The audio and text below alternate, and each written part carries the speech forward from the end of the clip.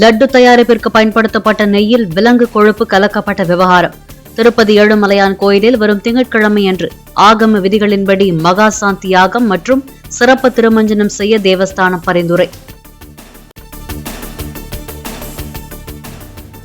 ஆந்திராவில் லட்டு கலப்பட விவகாரத்தில் தொடர்புடைய அனைவரையும் கைது செய்ய கோரி பவன் கல்யாணின் ஜனசேனா கட்சியினர் போராட்டம். முன்னாள் முதலமைச்சர் ஜெகன்மோகன் ரெட்டி உள்ளிட்டவர்களின் உருவ பொம்மைகளை எரித்தும் எதிர்ப்பு.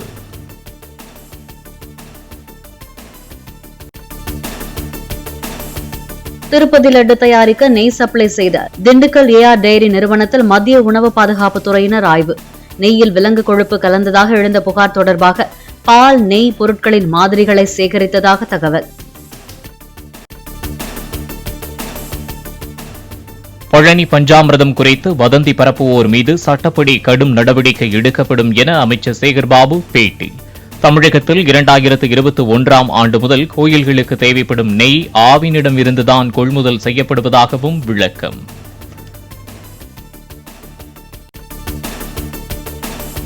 மூன்று நாள் அரசுமுறை பயணமாக அமெரிக்கா புறப்பட்டுச் சென்றார் பிரதமர் மோடி. அமெரிக்க அரசு தரப்பிலும் இந்திய வம்சாவளியினர் சார்பிலும் சிறப்பான வரவேற்புக்கு ஏற்பாடு.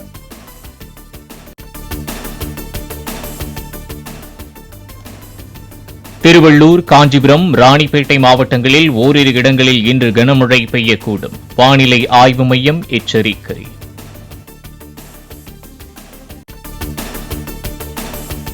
சென்னை பெருநகர் மற்றும் புறநகரில் ஓரிரு இடங்களில் இன்று மழை பெய்யக்கூடும். வானம் பொதுவாக மேகமூட்டத்துடன் காணப்படும் என வானிலை மையம் தகவல்.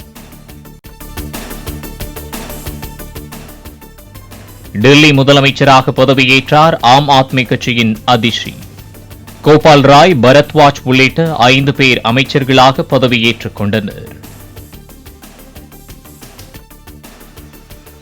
मैं कैलाश गहलोत ईश्वर की शपथ लेता हूं। गोपाल राय विधि द्वारा ईश्वर की शपथ लेता हूं कि मैं विधि द्वारा स्थापित भारत के संविधान के प्रति.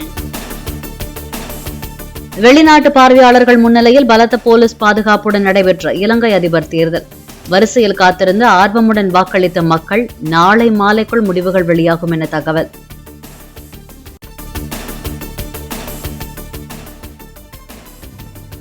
இந்திய விமானப்படையின் புதிய தளபதியாக ஏர் மார்ஷல் அமர்பரீத் சிங் நியமனம்.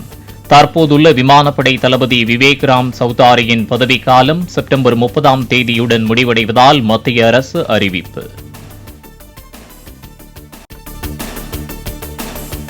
$30,400 கோடி ரூபாய் மதிப்பிலான மது பாட்டிலுக்கு இன்சூரன்ஸ் செய்வதற்கு டெண்டர் அறிவித்தது டாஸ்மாக் நிறுவனம்.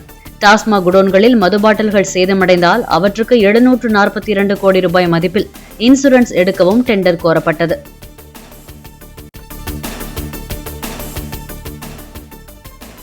சென்னை பெருங்களத்தூரில் அடுக்குமாடி குடியிருப்பு கட்டிட திட்ட அனுமதி வழங்குவதற்கு 27 கோடி ரூபாய் லஞ்சம் பெறப்பட்டதாக புகார்.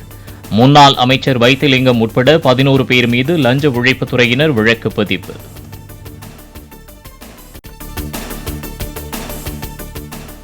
சென்னை வேளச்சேரியில் போலி பட்டாவை உருவாக்கி அரசு நிலத்தை ஆக்கிரமித்ததாக அதிமுக பிரமுகர் அவரது மனைவி மீது வழக்கு பதிவு.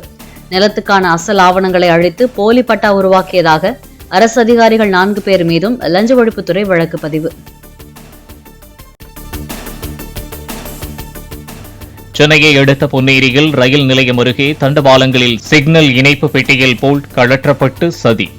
அதிகாலை வேளையில் நடைபெற்ற சதி வேளையால் 2 மணி நேரம் ரயில் சேவை பாதிப்பு. தனிப்படை அமைத்து போலீசார் விசாரணை. தமிழ்நாட்டின் நீர் தேவைகளை பொறுத்து புதிய அணைகள் கட்ட நடவடிக்கை எடுக்கப்படும் என நீர்வளத்துறை அமைச்சர் துரைமுருகன் தகவல். அமைச்சர் உதயநிதிக்கு துணை முதலமைச்சர் பொறுப்பு அளிக்கப்படுவது குறித்த கேள்விக்கு தனக்கு அது பற்றி எதுவும் தெரியாது என பதில். தமிழ்நாட்டைச் சேர்ந்த ஒருவர் நாட்டின் பிரதமராகும் நாள் வர வேண்டும் என கமல்ஹாசன் பேச்சு. இதேபோன்று நான் முன்பு பேசியது தவறாக புரிந்து கொள்ளப்பட்டு சர்ச்சையானதாகவும் கருத்து.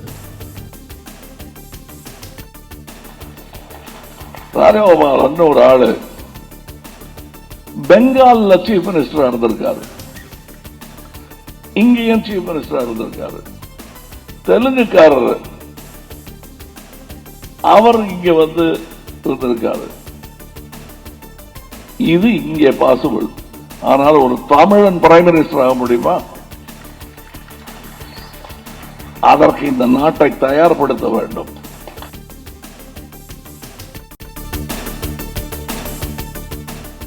இந்தியாவிற்கு ஒரே நாடு ஒரே தேர்தல் தேவையில்லாதது என கமல்ஹாசன் கருத்து. அந்த தேர்தல் முறை நாட்டிற்கு மிகவும் ஆபத்தானது என்றும் பேச்சு. ஒரே நாடு ஒரே தேர்தல் என்றெல்லாம் சொல்வது எவ்வளவு ஆபத்தான பேச்சு. அது தவறு என்பது உலக அரசியலுக்கே தெரியும். ஏனால் அந்த தவற்றை செய்து பார்த்து விட்டது இந்த உலகம்.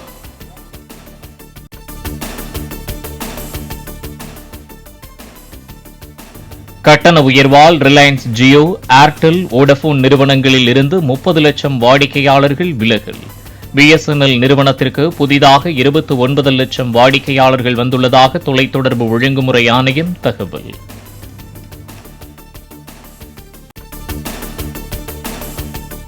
கொல்கத்தாவில் பெண் மருத்துவரின் மரணத்திற்கு நீதி வேண்டி 42 நாட்கள் போராட்டத்தில் ஈடுபட்ட பயிற்சி மருத்துவர்கள் பணிக்கு திரும்பினர். கோரிக்கைகள் நிறைவேறும் வரை புறநோயாளிகள் சிகிச்சை பிரிவில் பணியாற்றப் போவதில்லை என திட்டவட்டம்.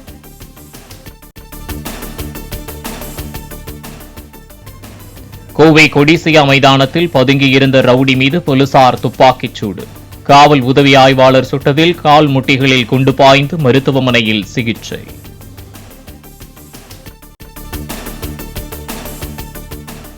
சென்னையில் ஆபரண தங்கத்தின் விலை சவரனுக்கு 600 ரூபாய் உயர்வு. 1 கிராம் தங்கம் 6,960 ரூபாய்க்கும், சவரன் 55,680 ரூபாய்க்கும் விற்பனை.